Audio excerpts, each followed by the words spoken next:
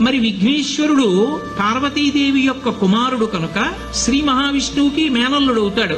మేనమామల ముద్దు మేలైన ముద్దు. ఓసారి ఎందుకో వైకుంఠానికి తీసుకెళ్లాడు. మేనల్లుడు కదూ, సంతోషంగా తీసుకెళ్లి అక్కడ సుదర్శన చక్రం పెట్టుకున్నాడు.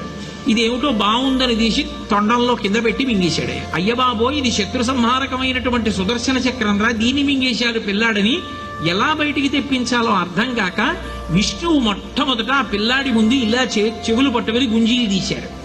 గుంజీలు తీస్తే మామయ్య అదేమిటి అంత విచిత్రంగా కిందకి మీదకి ఊగుతున్నామని పడి పకపకా నవ్వాడు. ఆ నవ్వడంలో పొలమారి లోపల ఉన్న సుదర్శన చక్రాన్ని పైకి కక్కాడు.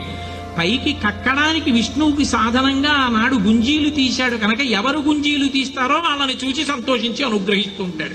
ఇప్పటికీ మీరు పాండిచేరి వెడితే పాండిచేరి రోడ్డు అంతా కూడా గుంజీలు తీస్తూనే కనపడతారు మీకు. విఘ్నేశ్వరుడి యొక్క పూజ అంత తేలిక.